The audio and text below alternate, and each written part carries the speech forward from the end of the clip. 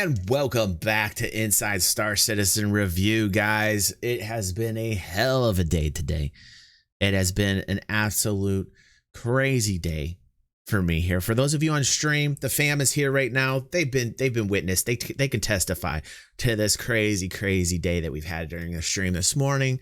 And now with the Inside Star Citizen Review, they've heard everything. Too much. And I'm primed and I'm ready to go.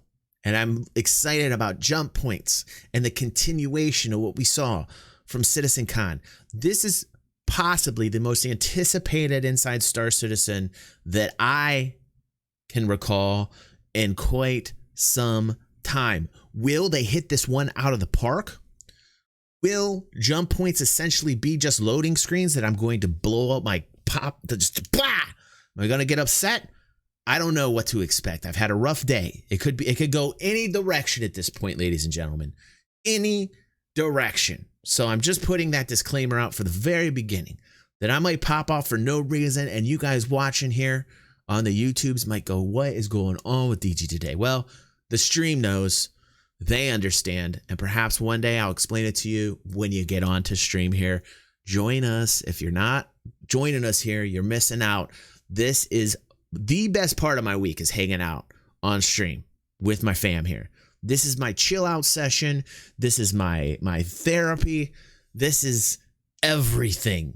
I look forward to moments like these. So without further ado, let's watch, let's pray, and let's go.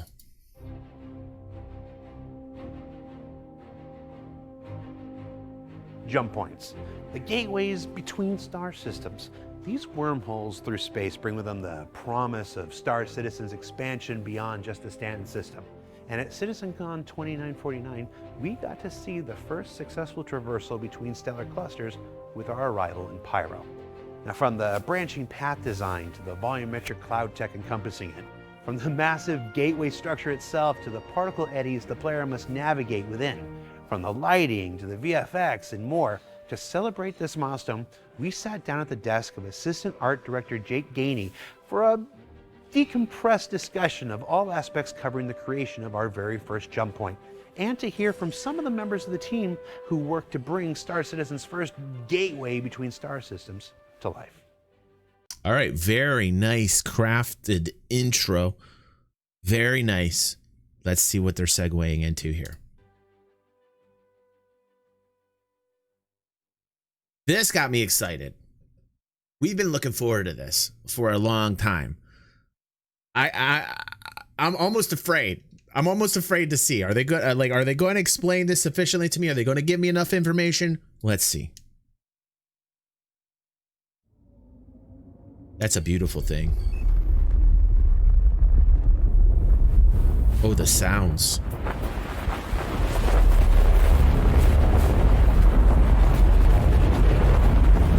Oh my God, I'm getting excited. Okay, wait, I like the audio. I like the visuals and I like the audio.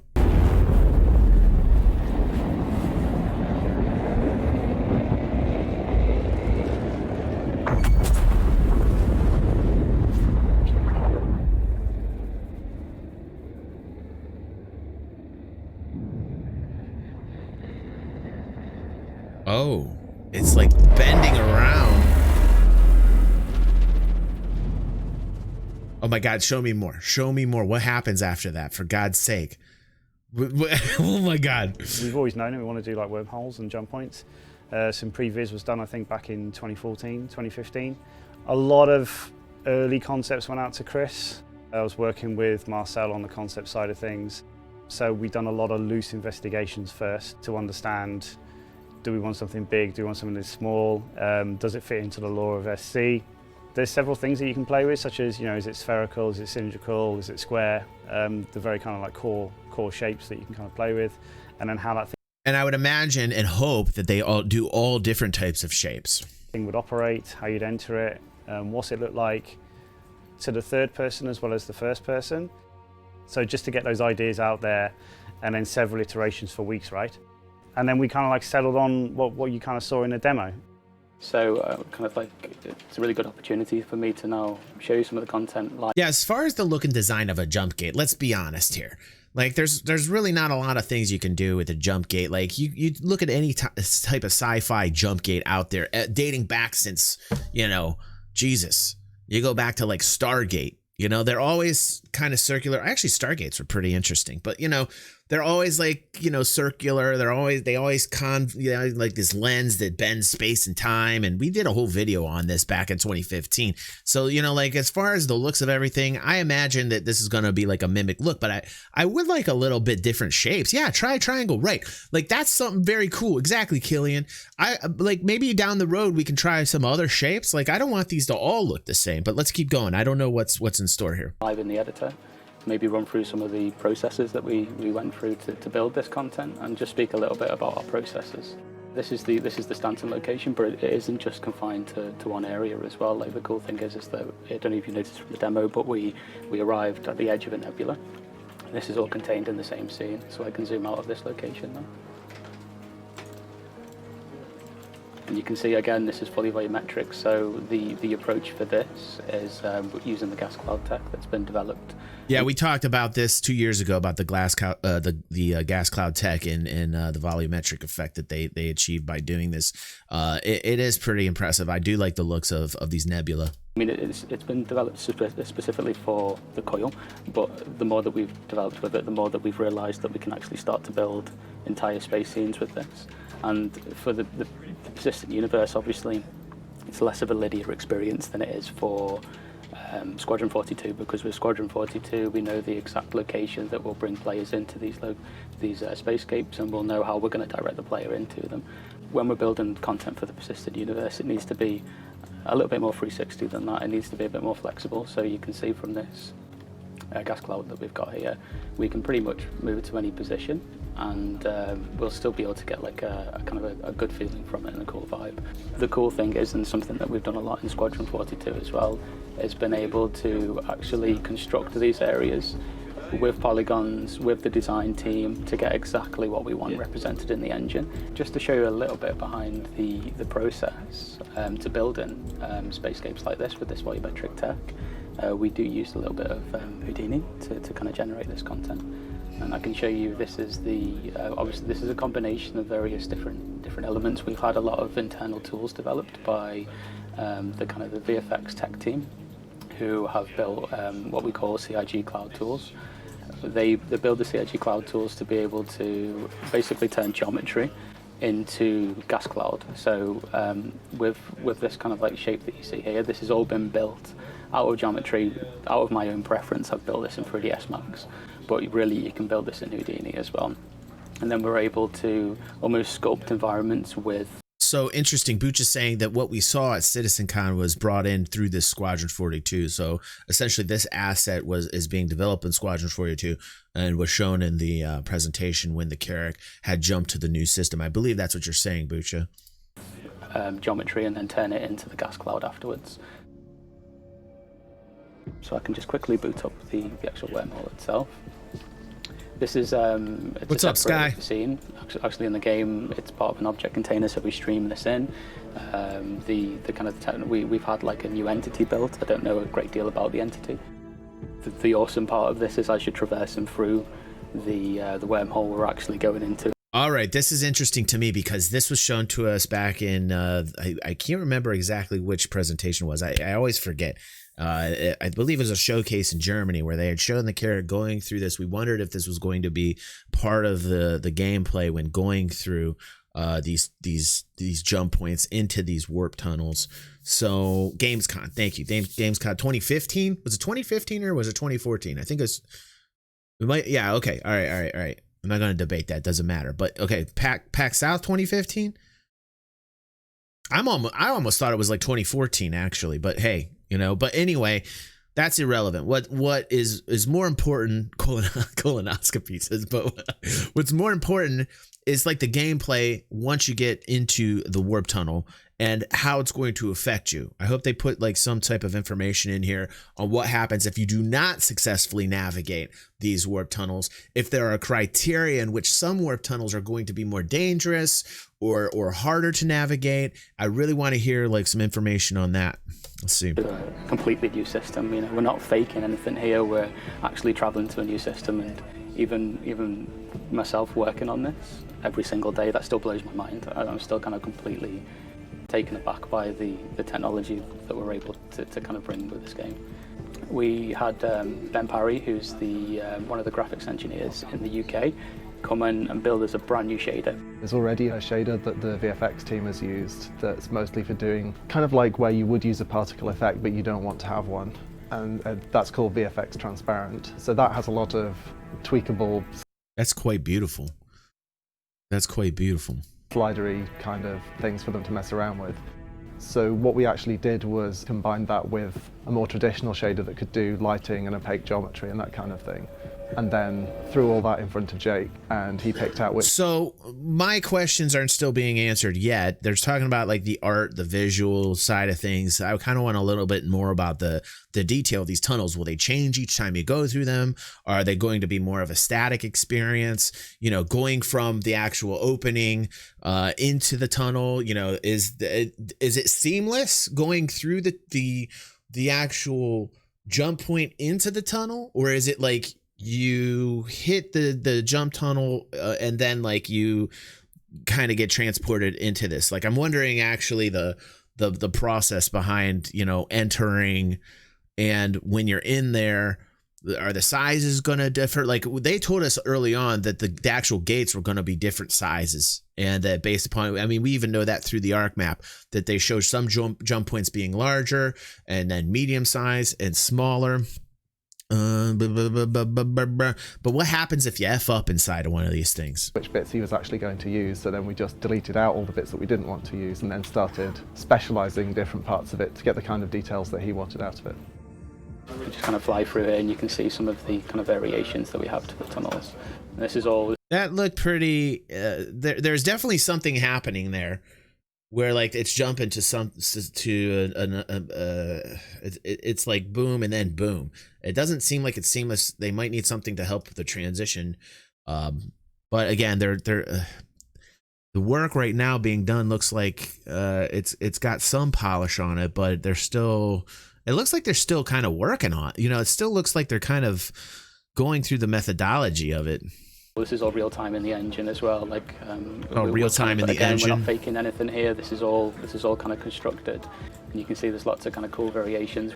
We built this for the demo. We never actually go down these routes, but conversations that we had with design very early. Oh damn! What?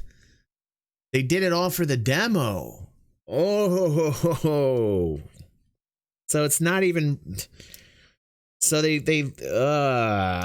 wait a second. So yeah, so this is all. Okay, hold on, I'm taking a breath here.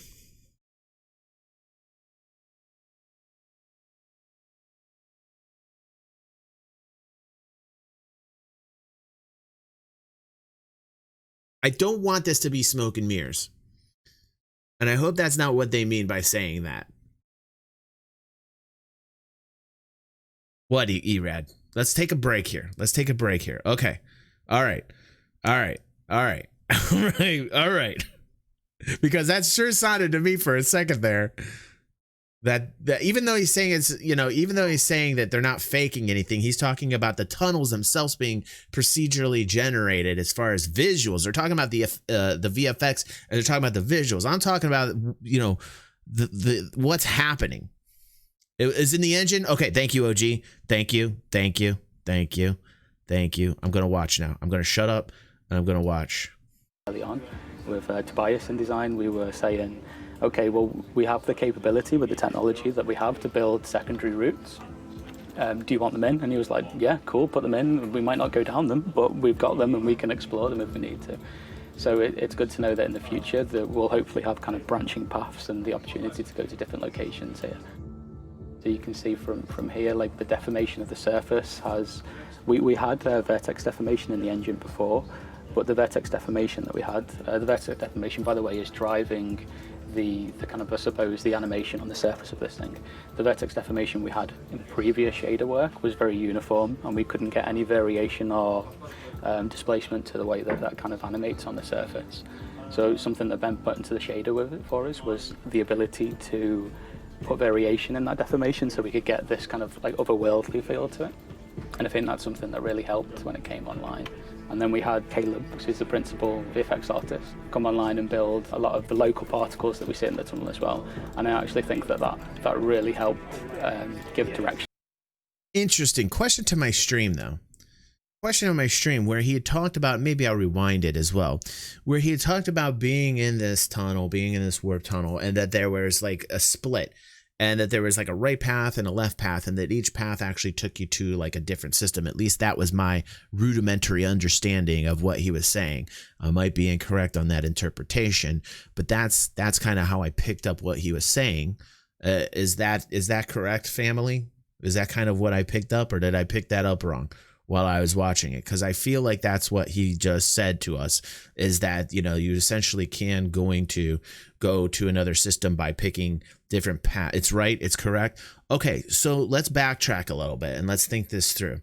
So, for instance, when you're looking at an arc map and you're seeing like a jump gate, usually that jump gate goes to a specified system.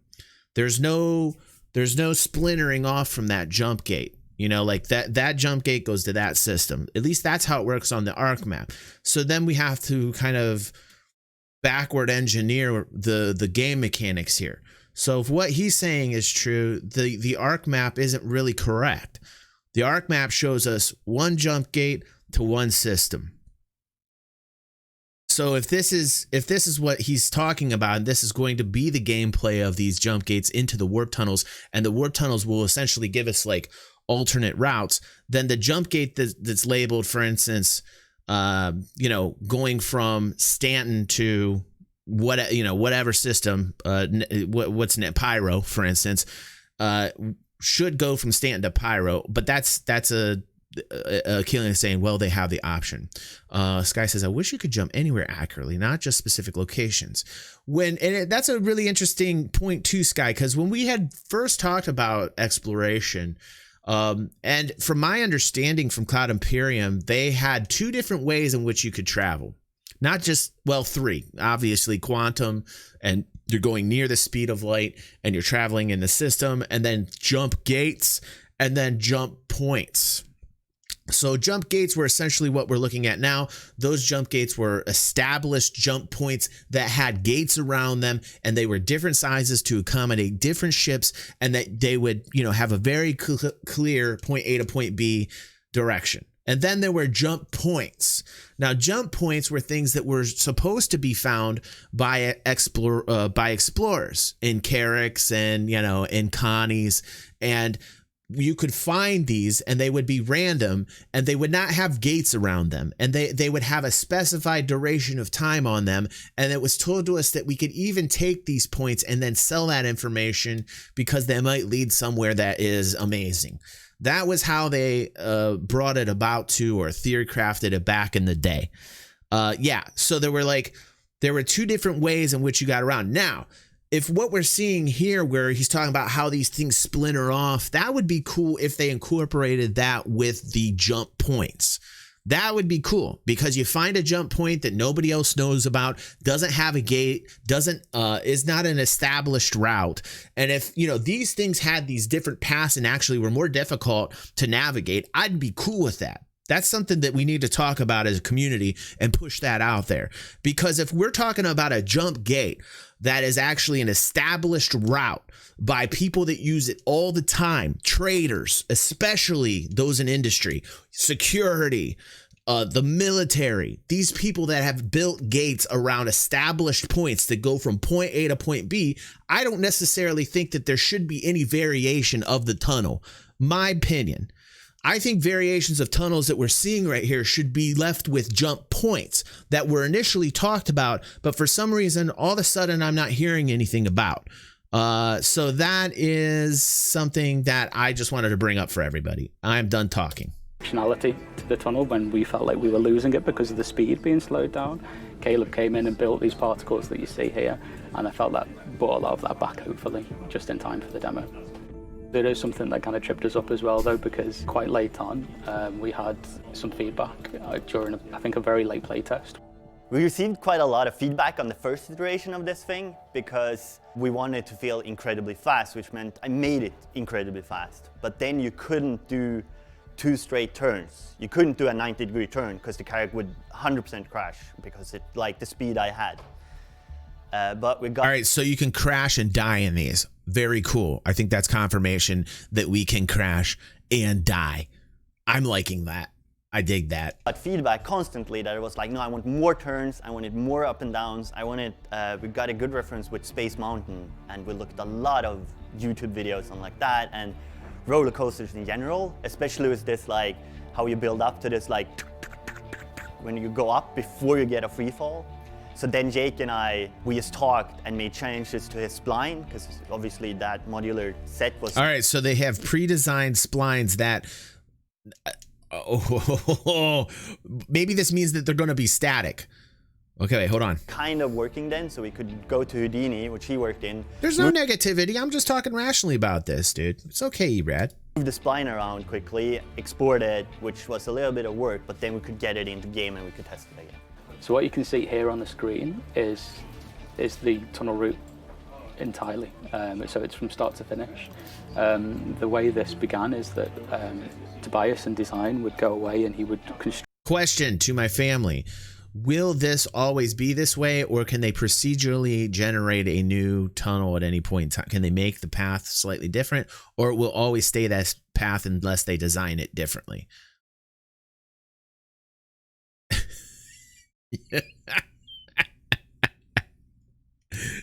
Construct the tunnel out of what we call designer solids, so simple primitives in the engine, and then we would come in afterwards and use Houdini to generate that into a mesh.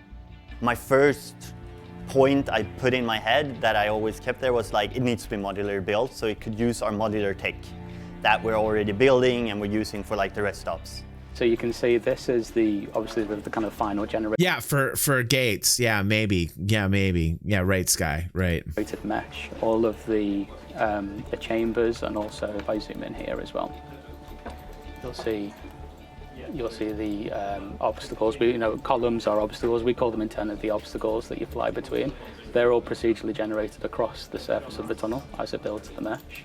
And it's all driven by this spline here. So what we've built in the end is we were very, very keen to build a system that we could, generate hundreds of these in the future, or to build more and more of this content, and to also have that flexibility that we needed from design. So design would come online and say, we want like this part of the tunnel to be a 90-degree turn. It's no problem because you can take the spline here, move it around.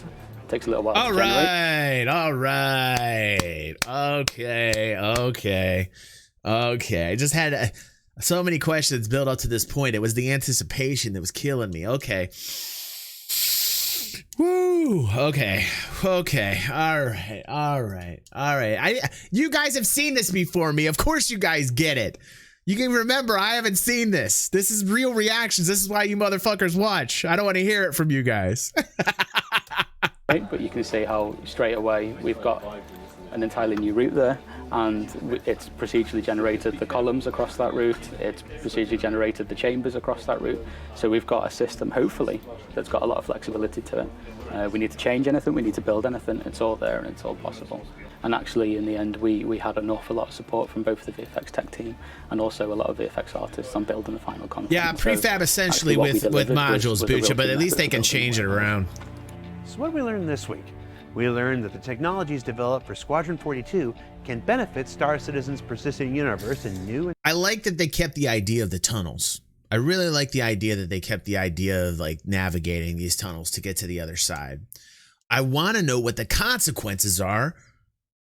Obviously, if you crash into the sides of it, then you die. There's so much I want to know. All the assets then in some weird dimension, like all of your assets just floating in some fourth dimensional space. Oh, man. Could you imagine flying a large ship through that?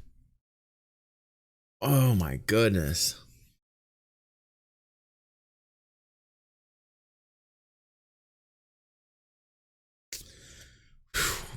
in exciting ways, and that jump points are more than just connections between star systems. They aim to test a pilot's mettle as you navigate its eddies and flows, obstacles, and branching paths within. For Inside Star Citizen, I'm Jared Huckabee. We'll see you next week.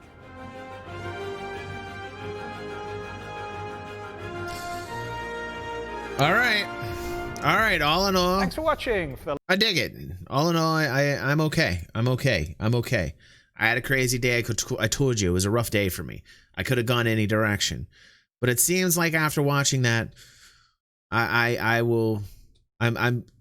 need more information. I need more information, but it was exciting to see that they actually did follow up and, follow up from CitizenCon with what we saw. And I got to see the behind the scenes on the tech. We know that they can change the tunnels if they so want. Sky had mentioned why change them if there are jump gates. I agree. We still have the questions like this. Jump points without the gates around them. Are we still going to be able to find them if we're explorers? These are questions people don't really ask. God forbid somebody actually question the process, because these were things that were talked about a couple years ago. So that question still is out there. I want to know if we're able to find and discover jump points without the gates, especially for so many explorers out there. So many different types of explorers